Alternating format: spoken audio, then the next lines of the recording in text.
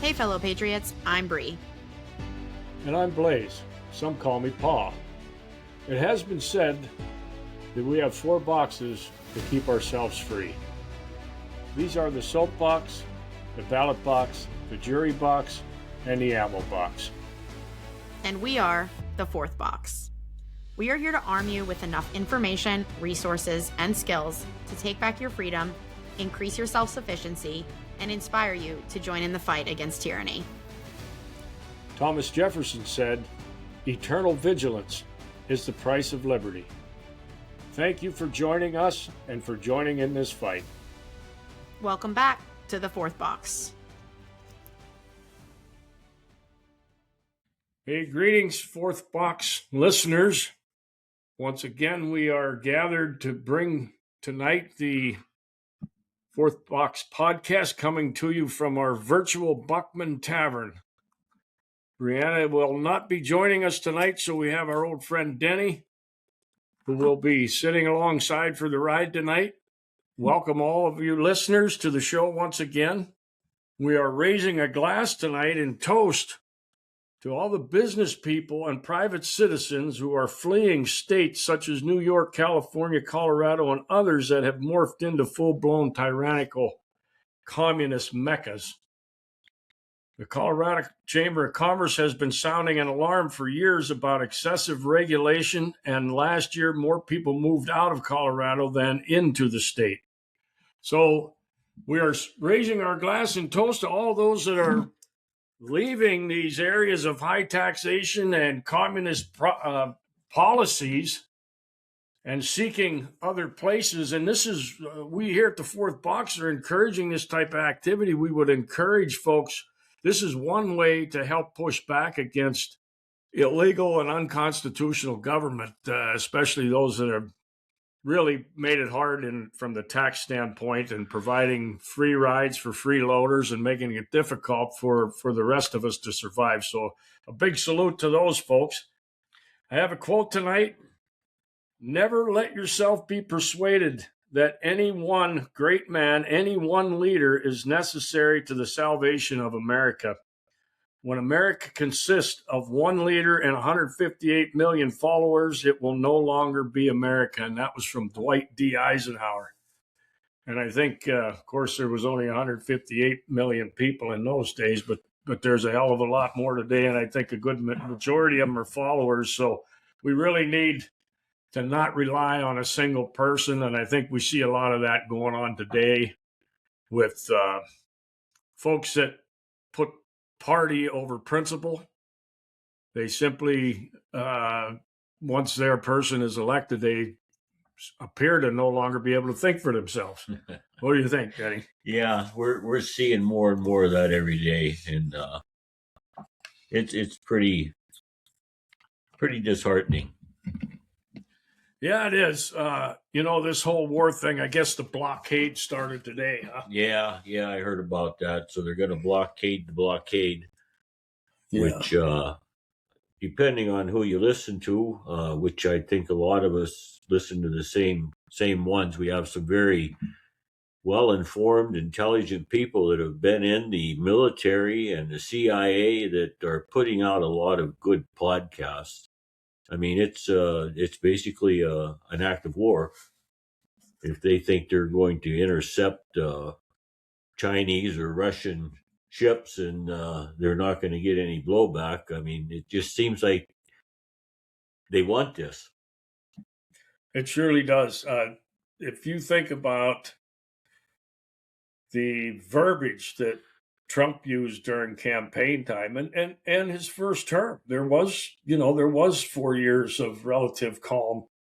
And now it seems like we're hell bent on getting a war going with as many people as possible. And I cannot understand how we think we can turn the rest of the world against us by taking out of the global supply chain something that everybody needs. Well, I heard something very interesting today. It was by a war correspondent, a guy that I've followed for a while now by the name of Michael Yon. And he has predicted this for a long time. In fact, I believe it was on his Substack today. where, and it may have come out yesterday, but I heard it today. He is saying, keep an eye on Panama, the Panama Canal, and a lot of the other. I mean, this guy's a historian. He's been around the world. He knows the names and places of all these different straits and choke points. Okay. And he thinks that it is actually a ploy to shut down intentionally. They're making it look like it's all Iran's fault, but he's thinking that they didn't achieve the depopulation that they wanted with the jab. Yeah. And this is a way to cause huge famine and possibly a good way to get rid of billions of people. And I suspect that probably ties into not only the direct conflict, but the food scarcity that so many people are predicting is going to come out of this because of loss of productivity based on fertilizers not being distributed around the world for growing season. Exactly. And I think there's been some voices that were suggesting this is really going to be like a 6-month to 18-month window. Like there's an X amount of food supplies already in the pipeline that have been created by previous growing seasons. As we get into downstream further, a half a year to a year and a half where the things that should be being planted now aren't producing at the volumes that are needed to sustain the world. Right. That there's likely going to, and I think Catherine Austin Fitts was another voice that been hollering about this for several weeks now, almost since the start of this conflict.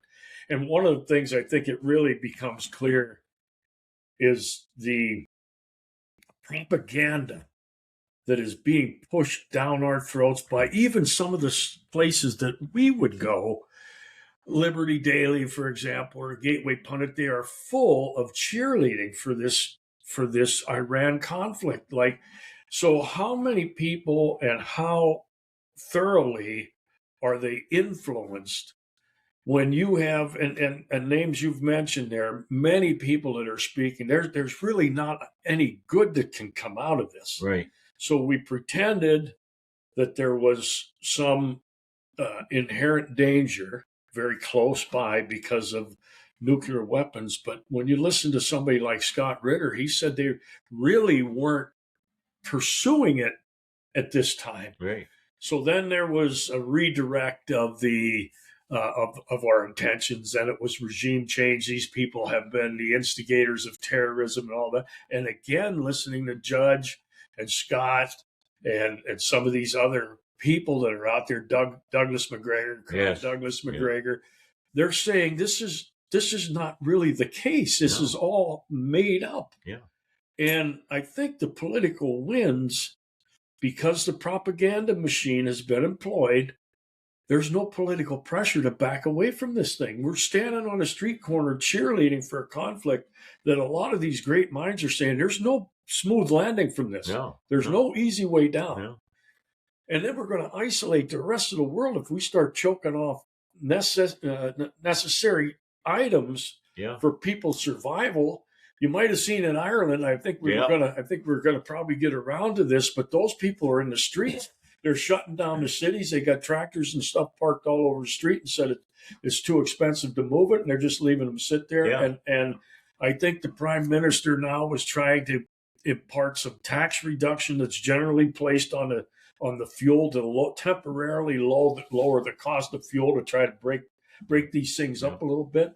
And can you imagine a place like Ireland, of all things, has got to show us how to stand up and get in the street and push back? But we're over here cheering for it. Well, I think that the mindset in America by so many are that what can't happen here. I think you're right. Because there's nothing on our shores, nothing going on. We're not going to be affected by this. And in Trump, I mean, I said it. I know I sent you a text probably going on 3 weeks ago that I thought the guy was batshit crazy. Yeah. He just really, and there's so many. One of the first ones was that Professor Jeffrey Sachs. Yeah.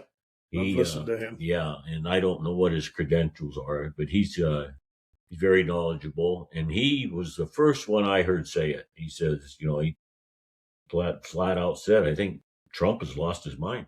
And they were getting into some of the actual effects on somebody's brain if they're suffering from dementia. They start losing, and that's and I heard, I think it was Sachs that mentioned, some kind of front lobal thing. Yeah.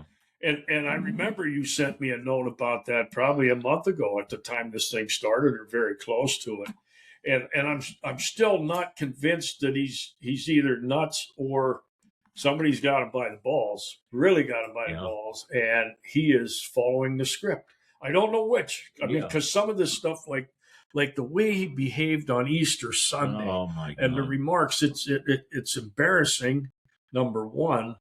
And number two, it's so far out of anything that I could align myself with under any. And Hegseth the same way. He's invoking Jesus Christ as part of the reason why we're over there.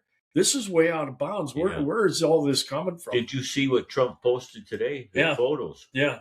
And I think he pulled that down. And he tried to.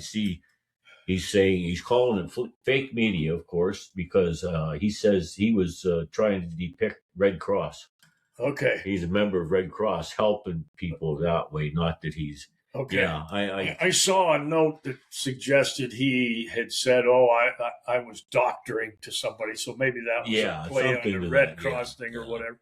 But those are certainly signs of either somebody who no longer recognizes the significance of his position because his mind's slipping, or somebody has leveraged him so bad that he is feeling like he has the support, and he's dropping this crap out there to keep these. I don't even know what to call them. Are they seals? Are they lemmings? They continue to just follow along, blindly follow. Yeah. It's that is the thing that troubles me most. Danny, we have been at this for a long time, a very long time.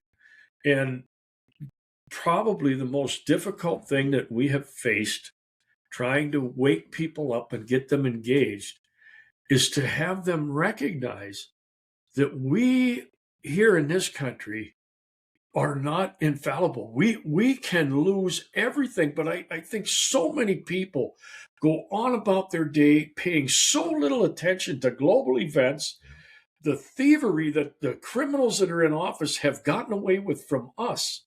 And I think it's if somebody isn't kicking their door in and they can stop at the bar or stop at the mall on their way home and pick up whatever, they don't sense that there are threats. Yeah. And the biggest threat that we have faced in this country comes from within. Yep. The people that send our children off to wars that did not have to be fought. They are only for the benefit of the military-industrial complex and the bankers behind it.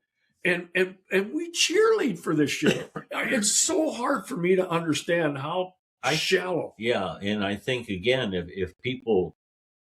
And I know a lot of people say, "Oh, Fox News," or whatever, but they're not better than any of them. And if that's the only place they get their information, And I remember way back. I mean, I may have just flat out asked you, well, where are you getting this? And you gave me a couple websites or whatever, which led to more and more and more. But if people aren't willing to at least look for an alternative, there's two sides to everything. Yeah. And if they just flat out believe whatever they see on Fox News, what are you going to do?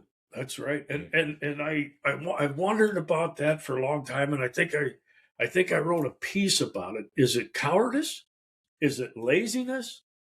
Is it a combination of both? Yeah. I think it's easy for people to go home and flip on something that they have grown accustomed listening to, get their half hour of crap dumped into their head, and go on about their day. None of us, and you and I probably spend more time at it than most. Yeah.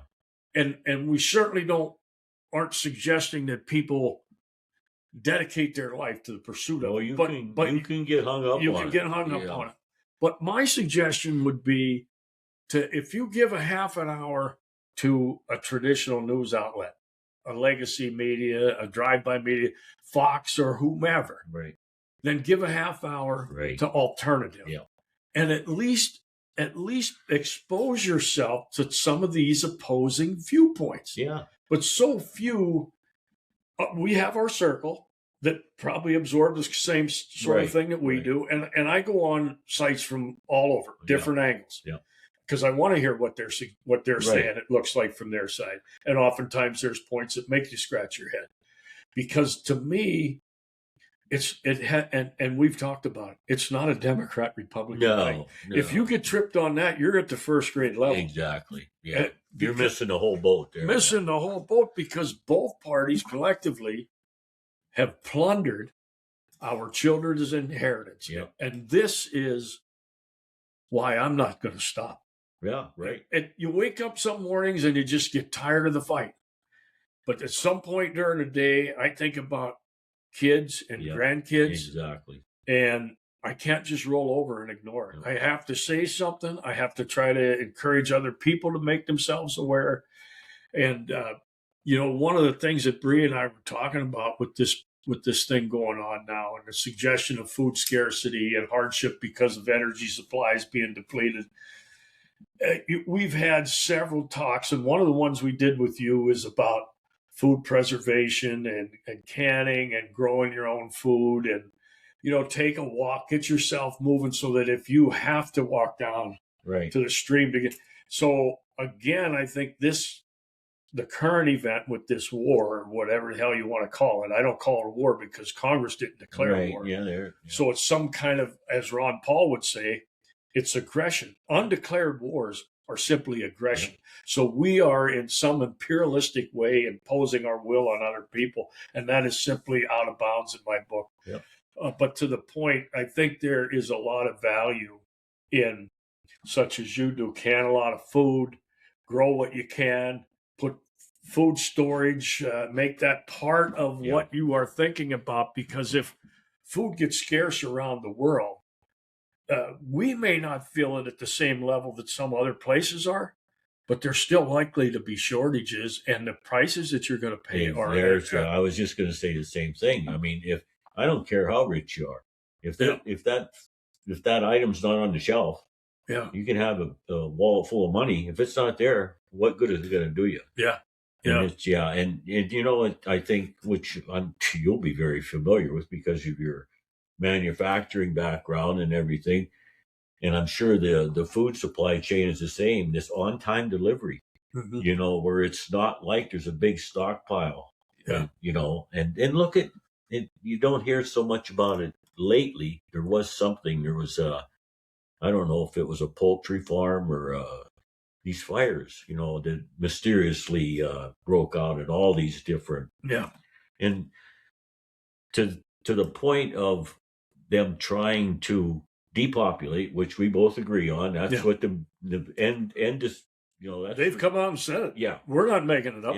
Yeah. So if you look at, if they close down the Strait of Hormuz and they close down these different choke points where it go up, not only do they close down what was being moved as far as food and fertilizer and whatever, energy, fuel, the energy. That's okay. Take a look at that. I read or heard today. Al Gore and what was that young girl's name that they called her Greta Thunberg. Greta Thunberg. Yeah. They have accomplished nothing compared to what level this will do. This will do, yeah. With decreasing the carbon footprint of everybody, because you took the fossil fuels out of the marketplace. Exactly. Yeah. I mean, I don't care. Again, if you got the fanciest farm tractor in the world, if you don't have any diesel fuel put in it, what good is it? Yeah. You're going back to hand tools and even if you had a couple 100 gallons on a farm, how long is it going to last? How long is that going to last? And if you didn't have the fertilizer out there that helps you hit those yield per acre that we've all grown used to. Yeah.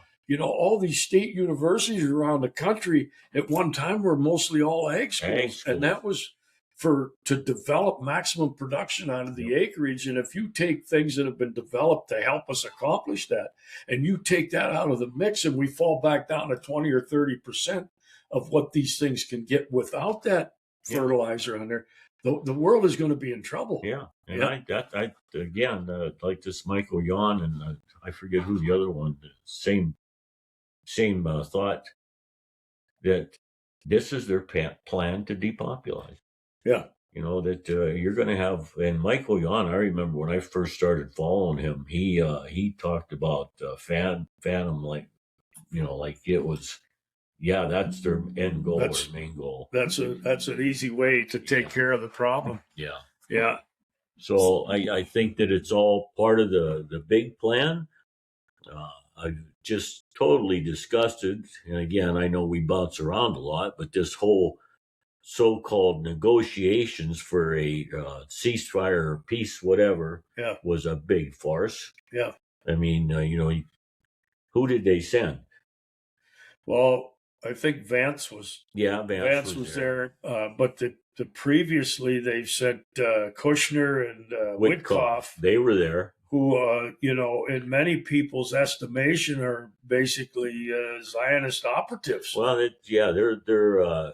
In fact, I heard today there were 11 phone calls made during the negotiations that came from the White House. Yeah, and then there were at least one during the negotiations that came from Israel. Netanyahu. Yeah, that I think part of the issue with the public is the media shields the general public from a lot of the exposure that our Congress has and the White House has. I'm going to suggest that the Supreme Court has, from the big Israel lobbies. Yeah.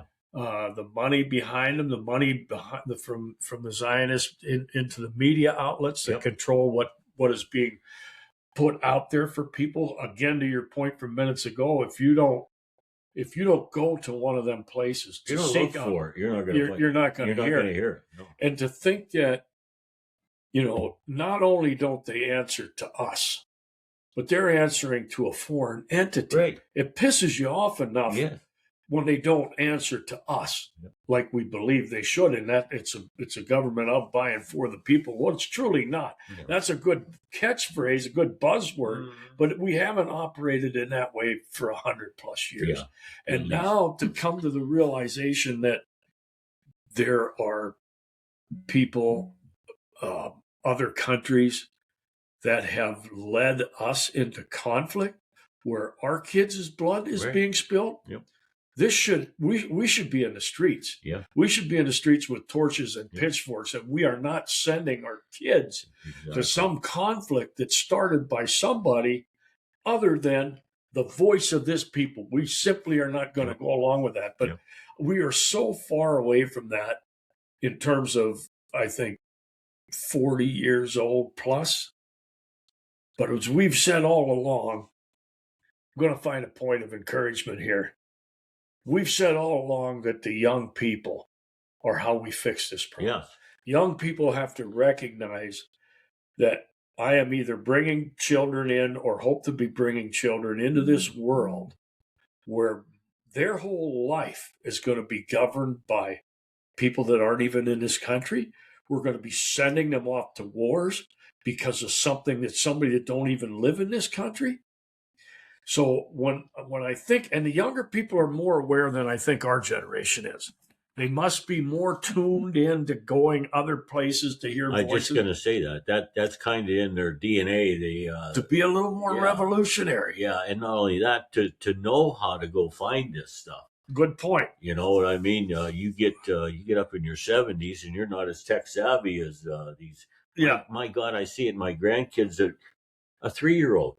Yeah. Pick up. I mean, we all know the dangers and the downfalls of our electronic equipment. Yeah. But I mean, we're going to have to accept it. You're not going to get away from it. Yeah, it's part. So how do you mitigate the problem? Yeah. So I mean, I can see a 3 or 4-year-old kid pick up a cell phone and start swiping and doing things. And my 10-year-old granddaughter sitting right here one night. And I said something to my son, I don't know how to do this on my phone, or I was asking him. She walked over, took the phone, tap, tap, tap, tap, handed it back to me. 10 years old. Yeah. Yeah. So but that's a problem. But I agree. I think that, and because it's just part of them. That's how they Right. grew up, and they know how to navigate much more fluid. Yeah. And they're saying, I do want to get back to this point about the young people, but they're saying that the younger people that grew up in this have a much clearer eye to recognizing what's AI and what's not. Oh yeah. What's created to give the illusion of something. But another point I wanted to make, I don't know if you've seen this, about the young people. There's a 14-year-old boy on the ballot for the governor of Vermont. Did you see that? I've seen that. Yeah. So it's really, really interesting. Vermont, of all places, and their constitution allows it. Oh, really? There's no. Most states, I think it's 30 years old. Okay. Vermont does not have an age requirement. Isn't that? So this kid, and one of his buddies is going to stand for lieutenant governor. Did you see that? Yeah, I didn't see that. Now he's a pretty smart kid. Yeah. But he said he's not going to quit going to school because he thinks the job can be done while he's at school, or he could still do it. And I would suggest he's probably right. Absolutely right. But it was really interesting. Let me see if I can find the name of the party. It's going to be the Freedom and Unity Party. See, if he would have ran on one of the two major parties, you know what would have happened? He'd have never got off the ground. Exactly. They'd have torpedoed him and laughed him and sent him back to school. Yeah. So he created a party called the Freedom and Unity Party. And he's only got 4 major issues on the platform. Did you see this? No, I didn't. I caught that headline. So he's focused on housing, because in the state of Vermont, they have some kind of legislation that allows for short-term rent that really has created some kind of housing issues. And I didn't get all the way through it. But anyway, he is going to address this. He promised us to address energy, nuclear power. Yeah. He says this is the way we get ourselves out of the bind. So the kid's thinking he's not healthcare and education. And that's the focus on from this kid. So he's realistic enough to recognize he probably is not going to win, but he is going to bring voices into the conversation. We the folks that generally elect our criminals that lord over us, we have become so ingrained and stuck in the rut, right? We just keep putting the same people back in that just come up with a new way to steal from us and to further enslave us. This is going to shine a light. So to go back to our point about bringing young people to the front, this is outstanding. It is. And to have a 14-year-old have that much knowledge and that much willpower to do that just blows my mind. Yeah. I mean, what the hell were you doing at 14 years old? It sure as hell wasn't that. Yeah.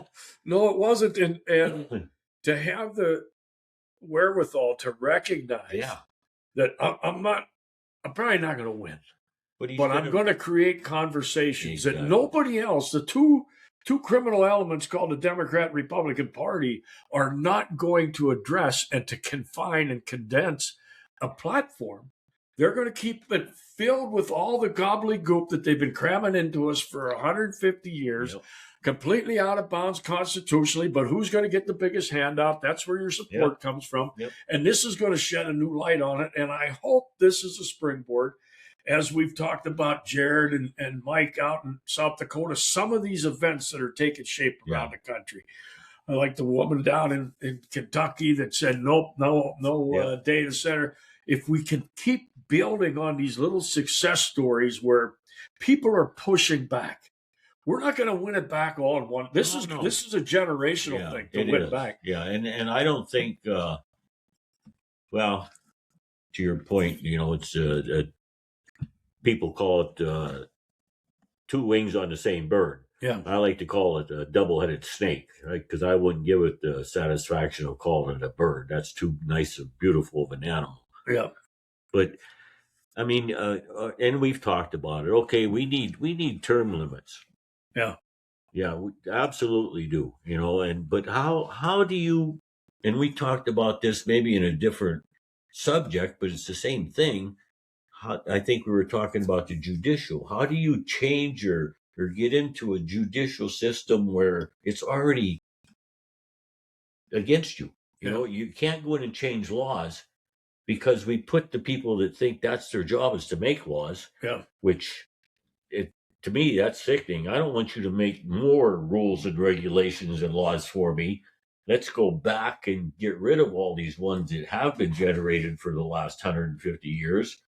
Stick to the basics. Yeah. And I was thinking of that earlier, and I thought, we need to, because how are you going to get term limits? Are these guys going to vote that they should have term limits? They're not going to, rein themselves in. Absolutely not. They're not going to do that. So in order for us and our kids and someone like this young man who has stepped up to get any foothold, the whole thing has to collapse. Yeah. I think you're right. Bree and I have talked about it off and on previous podcasts, and I think this, like so many other things in life, the 80-20 rule applies. Yeah. So we got to figure out how to win with 20%, because if we get 20%, we're going to be lucky. We're not going to. We can talk about it. Judge Napolitano can talk about it. Dr. Ron Paul can talk about it. Scott Ritter, all these people can talk about the world that we're living in, but we're still speaking to the 20%. Yeah. And the 80% is content to go flip on Desperate Housewives or the football game or whatever it is, get 20 minutes off their favorite, legacy media outlet, and never really step back and recognize how badly we've been getting fleeced. Yeah. Bree got me a sticker, God love her for it, and I got it on my front of my motorcycle now, and free men don't need permits. That is one of the things that it is that simple. It's that simple.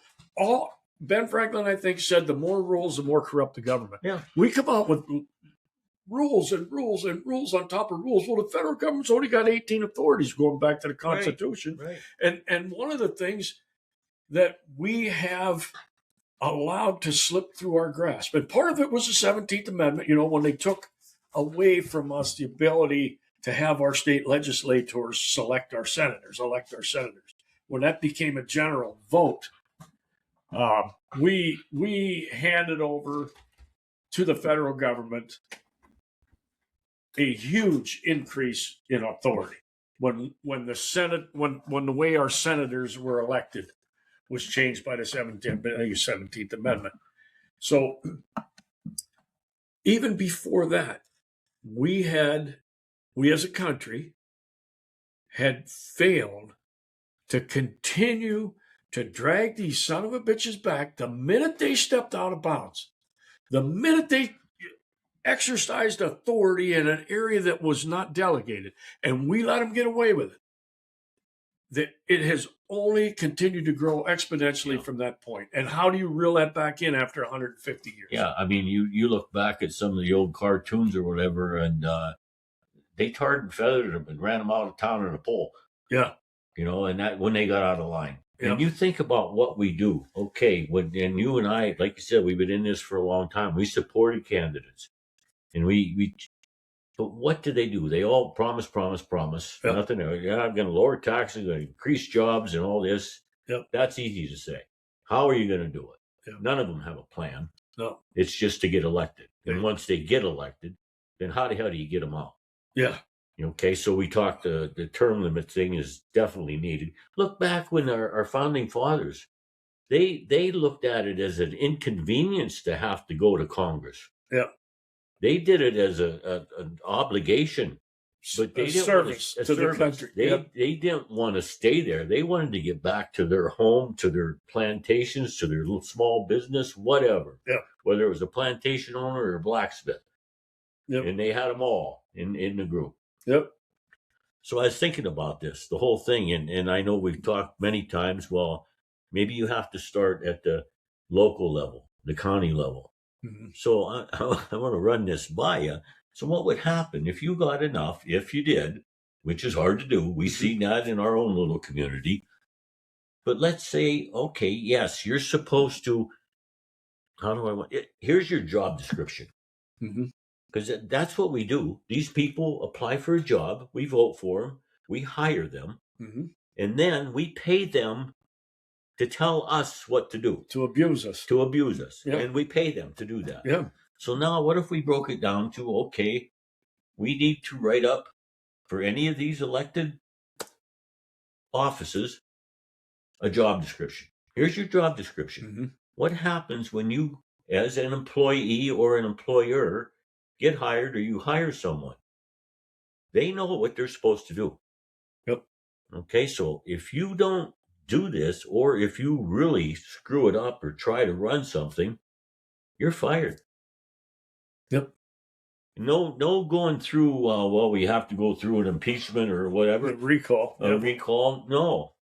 This, you sign a contract. Basically, it's a contract. Yeah. Okay, and if you do not live up to that contract, okay, and I don't know how you structure. I'm making it sound simple. Sure, but and I think the founders probably thought and believed that they had restraints in place. They did. Yes. But we, I think, as a society, and when I say we, I don't mean all of us, but it's that 80-20 thing. I think 80%, or there's somewhere thereabouts, became comfortable, and they became uneducated enough, unaware enough of the rules that were supposed to restrain these people, that they simply just accepted. So after generations of acceptance of criminal government, that is what they are. I remember saying this 20 years ago when these people are gathering are criminals, and now we're hearing significant voices of today pointing that out as if they stumbled upon something. Yeah. We were talking about that a very long time ago. The supreme law of the land is the Constitution. The Constitution says the federal government has 18 specific authorities. Yep. If they take anything outside of that, they are in breach of the supreme law of the land. That makes us a criminal. If we go 10 miles an hour over the speed limit, we get a penalty. Yeah. But nothing happens to these people. Or at this point in the stage of the game, they're so protected within the executive and the judicial and everything. They all cover each other's ass. Exactly. So and again, the only way that we're going to be able to, you're going to have to start from scratch. This thing's got to, and it's all of it. It's every branch of the government. Every level. The medical industrial complex. It's the military industrial complex. It's the insurance company industrial complex. It's the food. It's all of it, and they all operate kind of basically the same way. Yeah. You talk about organized crime. That's what it is. It's totally what it is. It's mafia. It's organized crime at the highest level. Yeah. Unbelievable. These huge business conglomerates keep the people in office that will continue to do them favors. Yep. And they themselves go in and they get paid a handsome salary. Sure. But they don't turn into millionaires in a 2-year term, but they all do. Yeah. And this is another point that I think a lot of the younger people are waking up to, is they go in there and they get their $175,000 or whatever it is, and after a couple of terms, they're going to have benefits for the rest of their life and all the rest of this crap that these criminals took from us. Exactly. And I think the younger people are starting to catch on, seeing where our generation was just very passive about it. Oh, well, that's what they get. No, how can the people that work for you make 3 times what you do, get health benefits the rest of their life, have government cars and all the rest of this crap to ride around, and their offices are paid for, and all of this, and they work for us. They're our employee. Right. None of us, or very few of us, are operating in that level. Yeah. And it's just, and for whatever reason, not for whatever reason, but because of this whole Strait of Hormuz and the energy moving and the oil and the gas and all that, and I couldn't remember. And there was a gas rationing in 1974. 73, 74 was. So I did a quick search. What was the average price of gasoline in Pennsylvania in 1974? 35 cents. It had risen. Okay. It was 70 in 72, 73. It was around 30. I can remember it was a quarter. Yeah.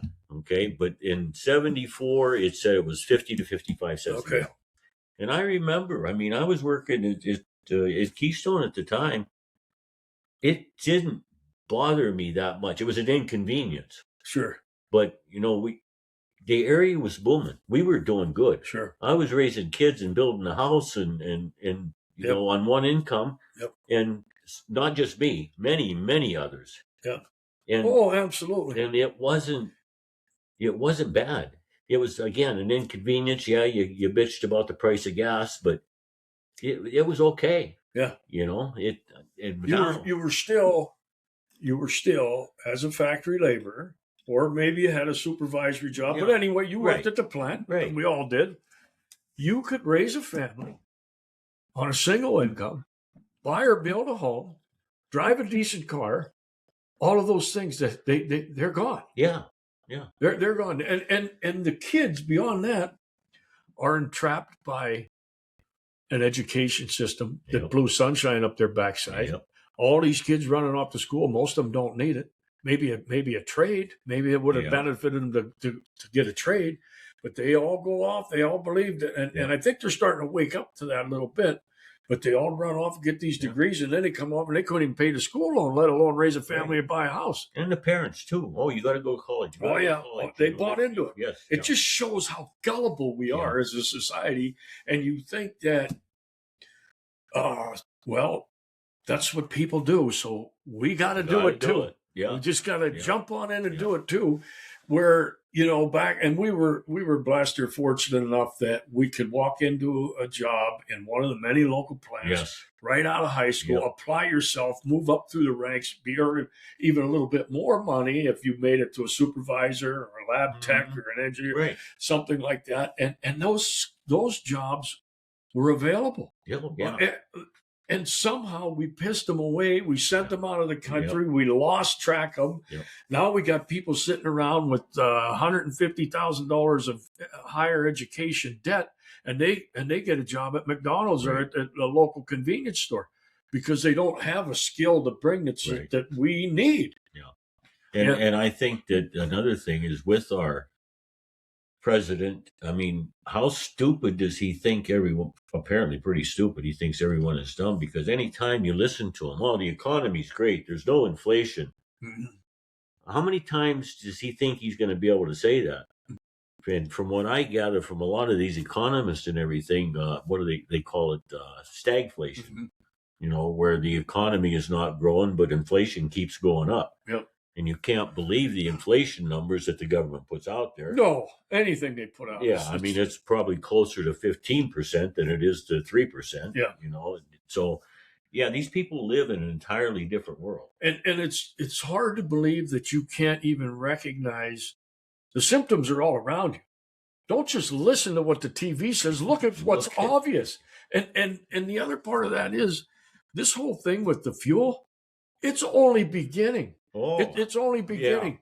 And if you take that amount of fuel out of the global supply and somehow be naive enough to believe that that's not going to affect us, I just don't understand how we can operate as a society when we are functioning with about a second or third grade level of education or of awareness, because it is so obvious to me that the people, both, as you mentioned, judicial, legislative, executive branch, they all are operating as part of the criminal enterprise that has subjected us. We are now subjects to that entity.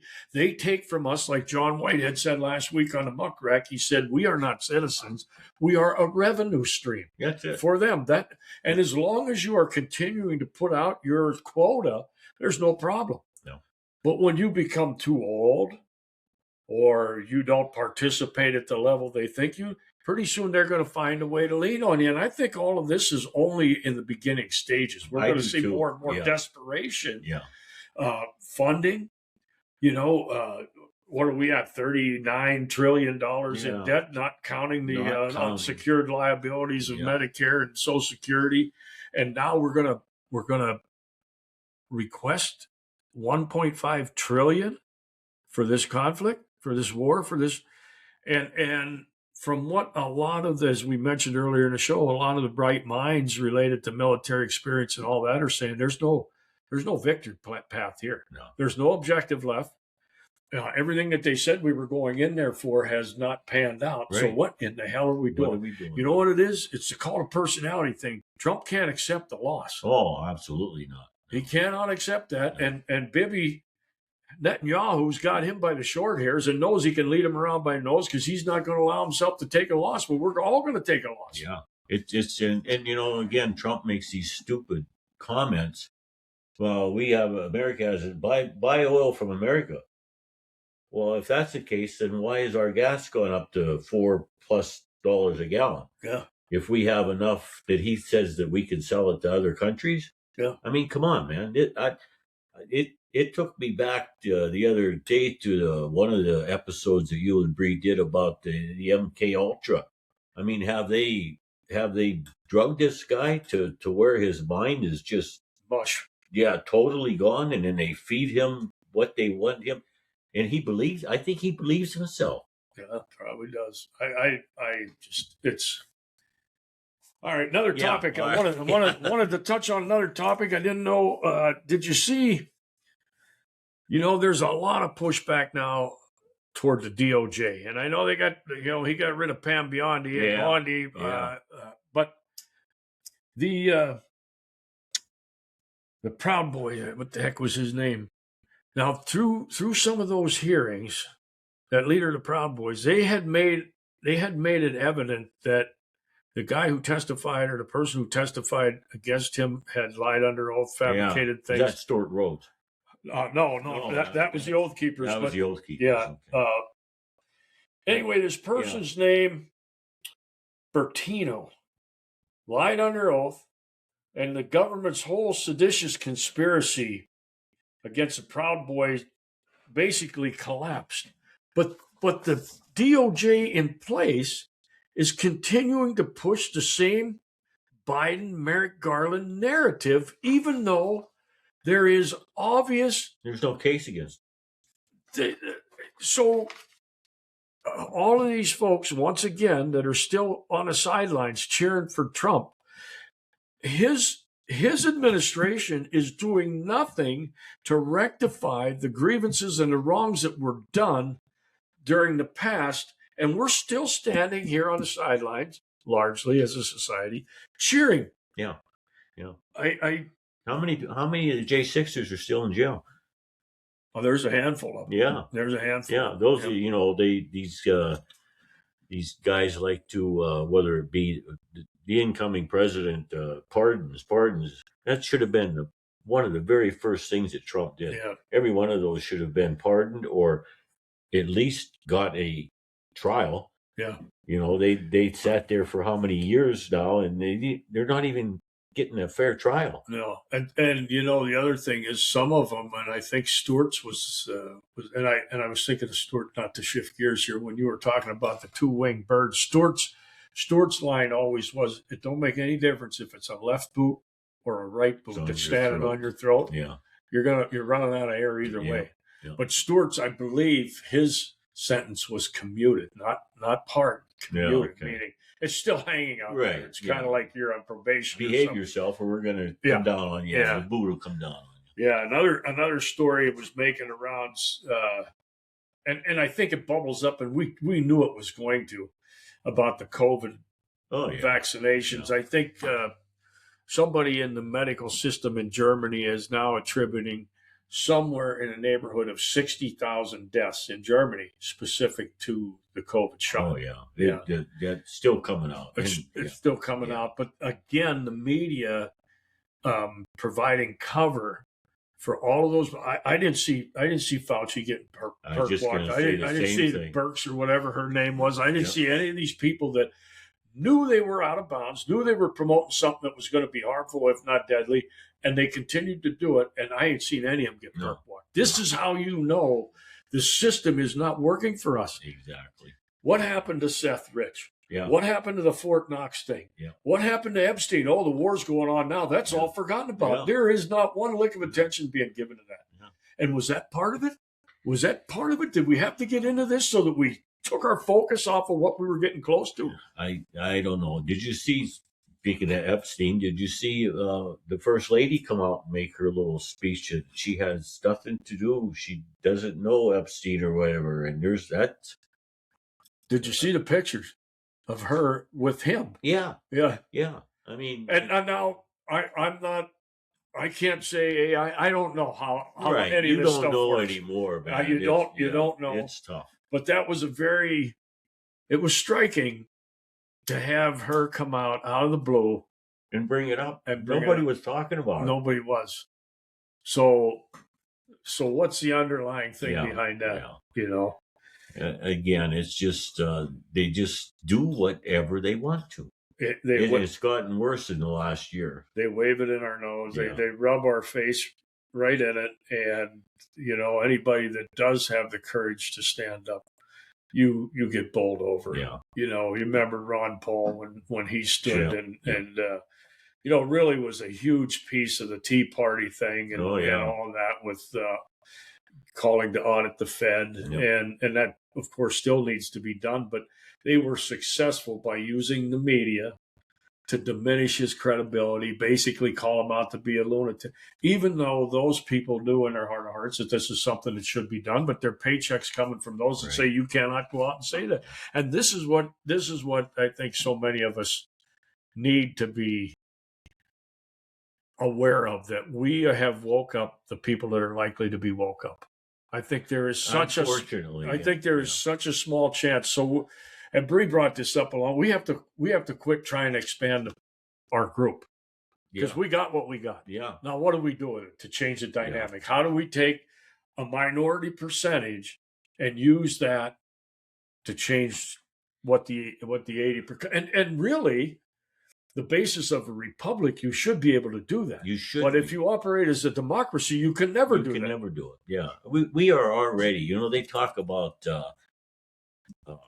digital currency, the CBDCs and everything. We're already there. Oh, yeah. We're there. They just don't have the control over it that they want to yet. Yeah. They can get control over, so the feds walk into a local bank and flash their badge and in a fake whoever, they got a judge to write up a warrant, or they could get all your information that they want. Oh, because nobody. I remember this was last year. I was at a little gathering at my nephew's, and there was some younger guys around and everything. And just because I'm an old fart and wanted to find out, sitting there, and I say, "Hey, everybody, got a question for you." And there's probably 6, 8 younger couples, younger guys, in their, I'm going to say, ranging from their early 30s to their late 40s. I says, I got a question for you, because I think they were playing cards, and whatever. I said, I got a question for you. And there was 6 or 8 of them, like I say. How much cash you got in your pocket? First one, he just kind of looks at me and he says, none. There was not one of them at that table that had $1 in their pocket. Yeah. It's all plastic, and that's all traceable. It's all, they can find that all out about you. So your point, it's already here. It is. They didn't have to force it on us. Right. And they just had to encourage us to like it. I'm just as guilty as the next guy. Yeah. It's convenience. They know that. They're going to, I think so much of what we have been led astray with is because of convenience. Yeah. Hey, don't worry about what you should be giving your kids. We'll tell you. Just take them to the doctor. Here, hammer these 70 shots in them before they're 6 months old. Yeah. Well, it's convenient. I don't have to worry about it. They tell me what to do. Yeah.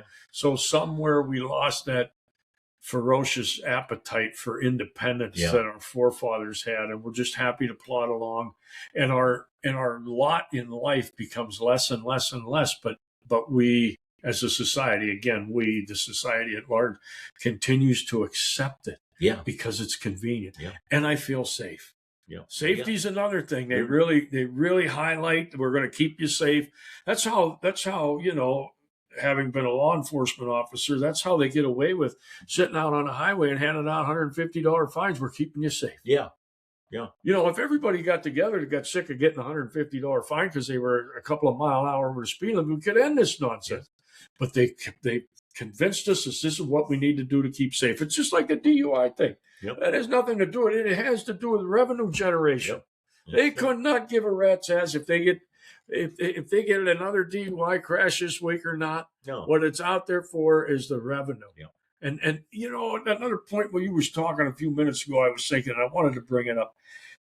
Did you ever notice, and you were talking about this county here, heavily manufacturing base, and a lot of people raised families and built nice homes and lived a nice, comfortable life, you know, middle of the road existence, working at the plant. But a lot of that's gone. Yeah. Probably more than half of the people that used to work in manufacturing is gone. The county has shrunk. Yeah. But the courthouse has grown. You know, that now not only do we have the courthouse that used to house all county government officials. Now you have that. Annex. Now we have another building that was an old schoolhouse, and we got that filled. So just think about that. This is at the local level. Yep. Government continues to grow. Yep. The population shrinking. The income per capita based on where we are compared to back then is less, and there's less of us here. But the courthouse has grown. Yeah, the government's grown. The government's grown. So think about on that level. On that level. Yeah, that's the point. Yeah. Think about how much more that has gone on in Harrisburg, our state capital here, and then most of all down in the cesspool. Yeah. You go down there and walk around them buildings, and you just shake your head at the marble and the this and the that. That isn't what it was supposed to be. No. Well, did you see our wonderful president announced today where they're building some type of a ring for the WEF or the wrestling? They're going to hold the match there. Yeah. And they're building one in the front, and then it holds 30,000 people, and then in the back they're going to build one that will hold up to 50 to 100,000 people. And we're down there cheering for it. And it's coming out of our pocket, and we're already broke, mind you. Exactly. So he's spending money like that and send 1.5 trillion to keep this not war, this conflict, illegal, going. aggression going, and our country is. And you can't. Infrastructure's falling apart. The roads are falling apart. The education system busted. The medical system busted. And the border's been leaking like a sieve. Now, supposedly they got that in order. But all kind of things that they were supposed to take care of are trashed. And we're spending money like drunken sailors on other nonsense. How about the arch they're supposed to build down there? Is it called the Trump Arch, maybe? Probably. 250-foot high arch. Yeah. Now, this is the kind of thing that you would think even the dimmest of bulbs would say. I was going to say the same thing. You'd think that would wake people up. This is going to wake people up. Yeah. Where the hell does everybody think that's coming from? It's hard. Yeah. It's hard to imagine. But anyway, Denny, I think we burned up about an hour. Anything closing on the Iran thing? It's the biggest story we got going on. I really hope, if nothing else, we can encourage people to prepare yourself. Get some food on hand, get some water purification, a couple of ways to purify water. Maybe go out and take a walk a couple of nights a week to make sure you can still do that. Maybe you will never need it. Maybe the food on hand will just sit there. So what? It's like a fire extinguisher. I hope the hell I never have to use that. Yeah. You talk about the Iran situation, and I know a lot of people probably thought, oh, good, we're sending J.D. Vance, our vice president, and this is going to come to an end. We're going to reach an agreement. In my opinion, it's long from over. Yeah. This is not going away, and we're going to see, again, if their objective is to starve most of the world, this is a pretty convenient way to do it if they shut down all our choke points to where this can move across the world. Sure. So, and it comes down again. You and I have talked about it. I feel that we're fortunate where we live. Mm-hmm. I can only imagine what would happen. And I've lost my power here. I'm kind of out of the way, But you think about it. And again, I mean, I have a generator. And I might have it at the most at one time 10 gallons worth of gas. Mm-hmm. Well, and that's fine for a day or two. Yeah. But what's going to happen when it doesn't come back? And our infrastructure, our power grid, I've been saying for years, is so vulnerable And that brings me to another point with these smart meters. You don't see meter readers no more. Mm-mm. So if they can read your meter remotely, they can shut the son of a bitch off remotely. Yes, they can. With Yes, a flip of or a tap of a key, Yep. you're done. Yep. And it comes down to your social standing or whatever. You say something against the king, the Trump, social the credit, dictator, your social status. Yeah. Okay, well, this guy needs a lesson taught. You punch a few keys and you don't have any electricity. Yeah. And how many? Or when you pull up to the gas pumps, if there is gas there, it won't turn on your car. Right. So you don't have $1 in your pocket anymore. Yeah. And people, I'm sorry, even myself, I live pretty basic and can survive, but it's not going to be easy. No. And a lot of could you only imagine? I think of this all the time. The big cities. Oh, that's where it'll get crazy. I mean, my God, if that goes down, you lose your power grid in a big city. Yeah. Oh, it would be chaos in less than a day. Complete chaos. Yes. Yeah. And there would be people dying. Oh, absolutely. Yeah. To your point about that, we have talked many, many times on a podcast with you and others about the desires of the globalists and a depopulation is something they haven't been bashful about bringing out. Well, if you, as your point, you choke off energy, you choke off fertilizers, you shut down canals and things that are used to move things around without the long distances they can go through this, and you start shutting places like that off, and the food gets scarce and the energy gets scarce, and then there's disease and there's famine and there's wars. People will start to fight when there's shortages. This all works toward that end that we've been suggesting for a long time. Absolutely. So, you're going to get a civil war within a city or within a state or whatever. Yeah.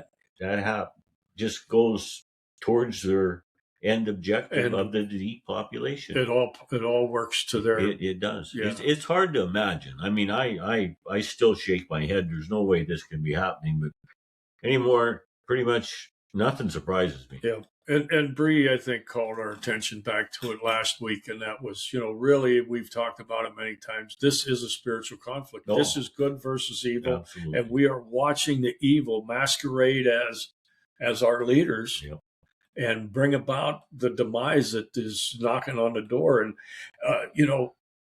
like we did with the Ukraine thing, I really wanted to run around with the Russian flag. And I feel after you listen to some of the folks that we've shared tonight, having spent some time listening to the Colonel Doug McGregors and Scott Ritters and others, I can't blame Iran. No. Why do they have to back up now? They were the ones that were sitting at the negotiating table, and the next day were bombed when they thought they were working toward some How kind many of times he did that to them twice? Yeah. And they was there a comment made, but from the White House or from the Washington Post or somewhere where, well, if this Iranian delegation doesn't agree to our terms, it wasn't a negotiation. Right. The United States went with their, okay, here's our terms. Either you accept them.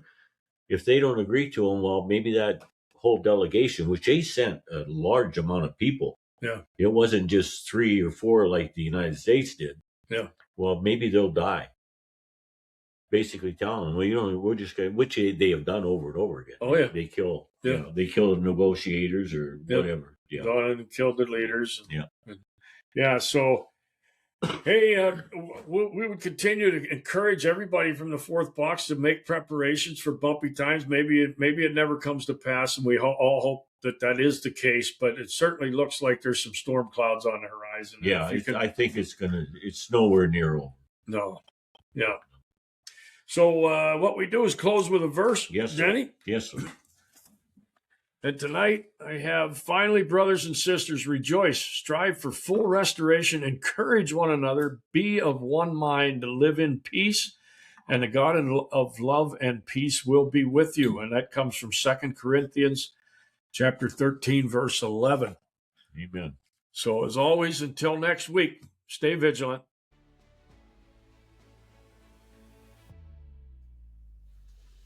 Thank you so much for listening. We really do appreciate the support and truly love getting to share this message with anyone who wants or needs it. The best way for you to support the show is to subscribe, add a rating, and share with everyone you know. You can find us on Instagram, X, and at thefourthbox.com. We'll see you next Thursday at 6 p.m. Stay vigilant.